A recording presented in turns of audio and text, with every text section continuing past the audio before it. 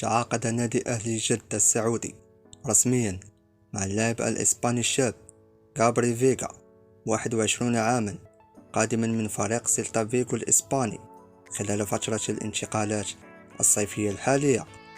وأعلن النادي السعودي عن الصفقة والتي جرت تفاصيلها في العاصمة الفرنسية باريس، حيث خضع اللاعب للفحص الطبي قبل أن يوقع على عقود انضمامه للفريق لمدة 3 مواسم.